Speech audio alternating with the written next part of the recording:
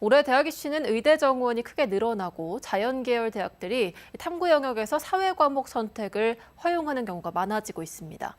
이 때문에 상위권 수험생들에게는 이 수능 최저 기준을 맞추는 게 합격 여부를 가르는 관건이 될 것으로 예상됩니다. 보도에 신병철 기자입니다. 지난 6월 수능 시험 모의 평가는 역대급으로 어려웠습니다.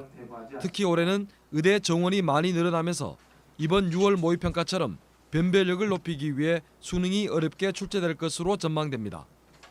따라서 상위권이 선호하는 의대의 경우 수시 지원에서 내신이 상대적으로 좋지 않더라도 수능을 잘 보면 합격할 가능성이 높아집니다. 특히 의대의 지역 인재 전형의 경우 작년보다 늘어난 모집 인원 1,497명 가운데 59.3%인 888명이나 됩니다. 그리고 수시 모집에서 지역 인재 전형의 96.5%가 수능 최저 기준을 요구합니다. 수능 최저 기준을 맞추느냐 아니냐가 사실상 합격을 좌우한다고 해도 지나치지 않습니다. 대구 경북권에서는 지역 인재 전형이 2배로 확대되면서 수시 경쟁률이 대폭 떨어지면서 의대에서조차 수시 최저 학력기준을 충족하지 못하는 미달 사태가 생길 수 있을 것으로 예상됩니다. 특히 절대평가인 영어의 경우 6월 모의평가에서 1등급 비율이 1.47%에 그쳤고 2등급도 8%였습니다.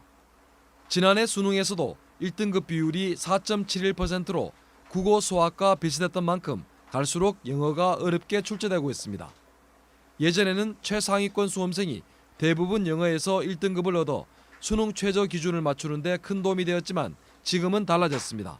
이번 6월 모의평가에서 영어가 너무 어렵게 출제되었는데요. 영어 같은 경우에는 최상위권 학생들이 의대를 최저 마치는 데 있어서 상당히 중요한 과목이라 생각이 듭니다. 더욱이 올해는 자연계열 대학을 지원할 때 탐구 영역에서 사회과목 선택을 허용하는 경우가 많이 늘어날 것으로 보입니다. 따라서 상대평가인 과학 탐구의 응시생이 줄면서 1등급 얻기가 더욱 힘들어질 것으로 전망됩니다. 이번 6월 모의평가에서 처음으로 사회탐구 지원자가 과학탐구 지원자를 초월하면서 수시 모집에서 의대는 최저 맞추기가 쉽지 않을 것으로 전망됩니다. 수능 최저를 맞추지 못하는 경우가 늘어나면 수시 전형 모집 인원이 정시 전형으로 이율하는 경우도 많아질 것으로 보입니다. 수시 원서 접수가 오는 9월부터 시작되는 만큼 이제 2달 정도밖에 남지 않았습니다.